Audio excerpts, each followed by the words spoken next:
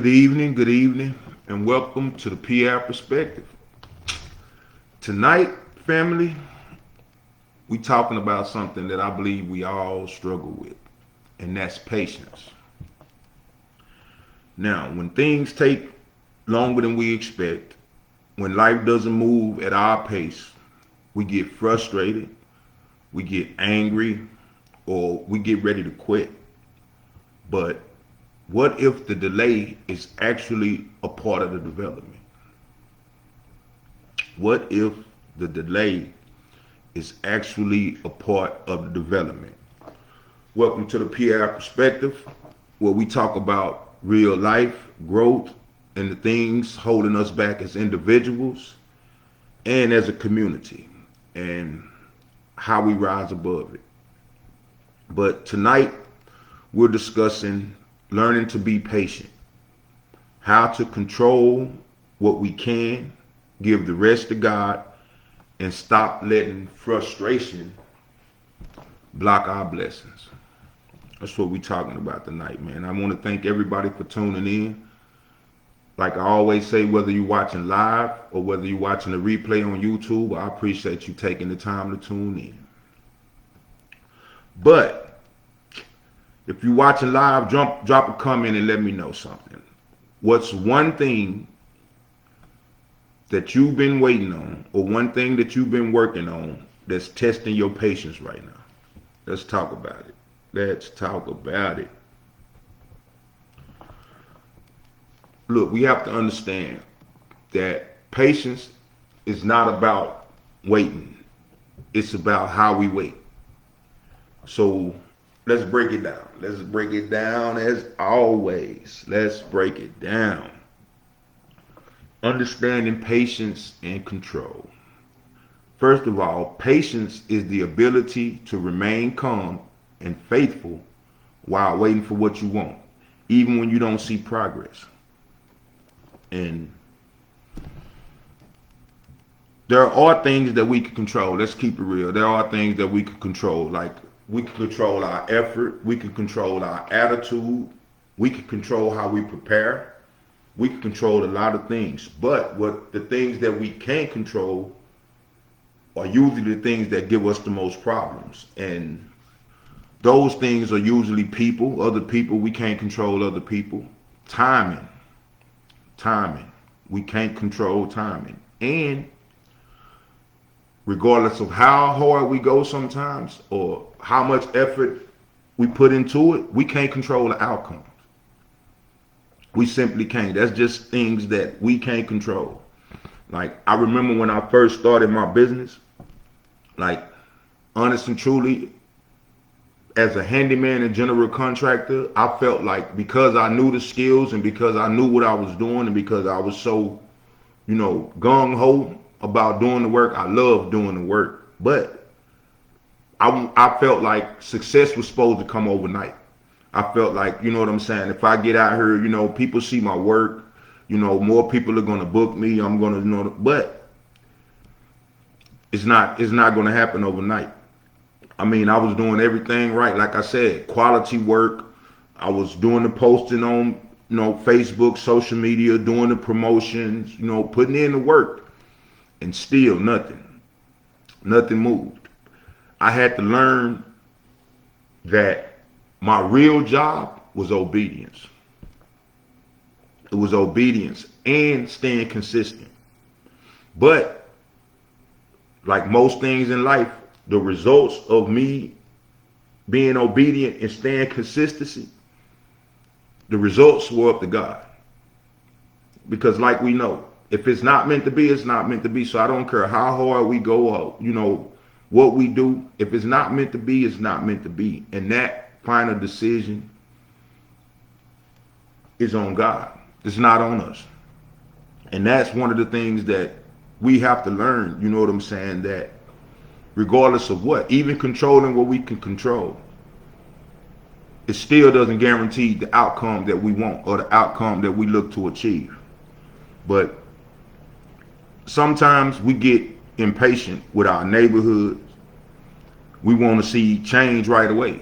You know what I'm saying? I know my people in Shreveport, I know they get fed up with all the crime and the youth, all these youth dying, RIP to all these youth out here, but we want to see change. And like it's long overdue. We want to see change right now. We want to see less crime. We want to see more opportunity. But what we have to realize is, like I said, the majority of that is out of our control. But we can and we should take full control of the things we do have control over. And just like I say, for instance, you know what I'm saying? Like, I'm big with reducing crime, especially in Shreveport. But I know, like I said, I can't reduce crime in the city as a whole. But I start with doing my part. You know what I'm saying? And that means even if I just have to start on my block, even if I have to start on my street, you know, and making sure that I do what I can, you know what I'm saying, on my street, that I do what I can in my space, the space that I could control. So, you know, neighborhood watch, watching my neighbor's house when they gone, you know, helping one youngster, helping one young person. You know, I'm big into trying to help the youth. So just helping one person, you know, that is how change comes. That is what we can control, and that's the stuff that we should focus on. But like I said, oh, I got a comment. Let me see. I know if you not ready for it, don't ask God, because it's not going to show up how you think. He will allow an enemy to teach you the lesson to pass the test. But what I will tell you, let go of self. Let go of self-will, because we all see that that didn't work for none of us. So I don't want nothing but God's will done in my life. Amen. Amen, Crab Queen. I appreciate your comment. But like, it is like you said, no, I've heard it. I've heard to let go and let God my whole life. You know what I'm saying? But it's amazing at 52, I'm just realizing, you know what I'm saying, really the magnitude of what that meant. Because like I said, we can only control what we can control. And we can go as hard as we want to. We can, you know, take our time, get the plan right, you know what I'm saying, and execute to the fullest. And if it's not meant to be, it's not meant to be. Or if it's not meant to be in that time, then it's not meant to be in that time. But we can't get discouraged. We can't give up, you know what I'm saying? And we can't feel like that, oh, it's not meant to be. You know what I'm saying? We have to keep grinding. We have to stay patient, and we have to stay focused. But so far, if this hit home, drop me a comment. Drop me a comment. Hashtag preparation season. Drop it in the comments, because some of us are being developed in the dark right now, and we don't even know it. That's the crazy thing about it. That is the crazy thing. That's what I didn't realize. But impatience causes poor decisions. I'm going to tell you that. You know what I'm saying? And that's the one thing we really have to guard against. When we rush, we settle. We accept jobs, relationships, or opportunities that weren't meant for us because we couldn't wait for the right one. And come on, man, that's the story of our relationship life. That is the story of a lot of our relationship life. We settle. You know what I'm saying? We settle. And even seeing somebody jump into, have you ever seen somebody jump into a relationship because they were tired of being single? To my sisters, like, believe me, y'all catch it, you know what I'm saying, when it comes to this relationship. So I know a few of y'all that have let your guard down, or, you know, took the bricks down that you built up between people, you know, just because you got tired of being by yourself. You know what I'm saying? And truth be told, we end up with more pain than peace because we settle. So that's not an issue. So we have to see it through. We have to stay focused, and we have to keep our eyes on the prize. And we have to stay diligent. Stay diligent and believe that we're going to achieve what we want to achieve. It's going to happen. Just probably not in our time. But impatience leads to frustration and burnout. Sometimes we quit too soon. You might have been 1 month away from your breakthrough, but impatience made you give up. Has anybody experienced that? Has anybody experienced that? Where preparation season. All right then, Miss McCray. Thank you for tuning in. Thank you for your comment. But again, you might have been 1 month away. You might have been a couple of steps away. And it made you give up because you were impatient. Like, imagine that. And I know, like I said, we've all done it at least 1 or 2 times in life. But like, imagine the magnitude of what you miss out on by being impatient. Because like I said, and it is what it is. Just like I said, man, we go so hard, we work hard, we, put in the time, we put in, the time educating ourselves, and we really, really know what's going on, and we really know what we're supposed to be doing. But when things actually happen or when things actually manifest, it's not on us. We have no control over when it actually happens. So, like I said, again, lack of faith. But lack of faith blocks blessings. Let's keep it real, because if you can't wait on God, do you really think he will work for you? Can you really say that you believe if you can't wait? And that's the problem, that I had. That's what I had to fight so hard with. Because as a man, you want to make it happen. You want to make it happen. You want to make it happen ASAP. You want to look out for everybody around you. You want to make sure everybody is good. But God sometimes just say, hey, man, sit down. It's not time. It's not time. And I've been dealing with that a lot lately. Due to health problems, I'm ready to get back on the grind. But like usual, God said, no, it's not time. It's not time. It is not time. But faith and patience work hand in hand. You can't have real faith if you're not willing to wait on God's timing. It's not going to happen. I don't care what you do, how you rock, or what. If you're not willing to wait on God, if you're not willing to give it to God and allow him to open those doors for you, it just won't happen. It won't happen. Hebrews 10:36 says, for ye have need of patience, that after ye have done the will of God, ye might receive the promise. And that, like, I hate to be, I don't like to get on that Bible thing, but it is what it is.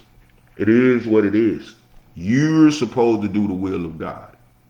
You're supposed to be trusting God. And as a man, like I said, that is our number one guide. That is our number one guide. We are led by God as men. And we, like I said, we have to allow him to lead. We have to sit back and, like I keep saying, focus on what we could control, just like the serenity prayer. Focus on what you could control and let God have the rest. But this is what I want you to do. Type, I'm waiting with faith in the comments if you know that God is still working behind the scenes. Type, I'm waiting with faith if you know that God is still working behind the scenes in your life. Because that's what it's all about, man. That's what it's all about. And like I said, I don't like harping on, religion because I don't want to disrespect anybody. And I really don't do religion because of the fact that I feel like religion is used more for division and bringing each other together. But it don't work without God. So like I said, I had to bring them up because it don't work without God. It don't. But let me give you an example. We get frustrated waiting on systems to change. But sometimes God is waiting on us to change. That's the real message in this. You know what I'm saying? When we thinking, God is not moving, he's moving on his own time. And a lot of times that wait that he's putting me through, I learned, that he's helping me build my patience. He's helping me build up my patience and build up my perseverance. Because believe it or not, we go so hard for what we want to the point where we really don't realize the real work starts once he gives it to us. Because like I said, and like we know, when you are driven by a purpose, as I'm driven by a purpose, like I know he's going to make it happen because it's not for me. What I want to achieve is not just for me. What I want to achieve is for my people. So I know he's going to make it happen. But he has to build me up to the point where I can be able to accept it. And that's the part, you know what I'm saying, what we miss. And like I said, I see it in other people all the time. I see people all the time that get their blessings before they ready. And we see what can happen. You know what I'm saying? The same thing you see as a blessing, if you're not ready for it, it could turn into a curse. And that's what we don't want. That's what we don't want. So, like I said, God is waiting on us to change. Change our discipline, change our unity, change our consistency. When we move in order, blessings flow faster. Blessings flow faster. And come on, man, like I hate to say it, but like so many of us, God is not in control of our life. We really feel like we are. You know what I'm saying? And like I said, to the people that all I'm just living a happy life and I'm this and the third, but are you doing what God called you to do? Are you doing what God called you to do? Because if you're not, do you really think he's going to bless it? Do you really think he's going to bless it? And I'll be the first to say I moved like I wanted to move my whole life. But literally, he called me. He called me and told me what I was supposed to be doing. And ever since then, all I can do is stay diligent at pushing toward that goal. Because I know he's working. He gave me the plan. He gave me the plan. He gave me the steps that I needed to take and everything. But like I said, I want to run the race when it's not always about how fast we run the race. It's not about that. So just like I said, I had to learn to wait on him. But like I said, I always talk about the issues, but it doesn't help talking about the issues unless we talk about the solutions. So I'm big on that. I'm big on how can we get better? How can we be better every day? And that's why I do this show. But how to develop patience and faith. Number one, as simple as it sounds, we have to get back to the point where we pause and pray. Pause and pray.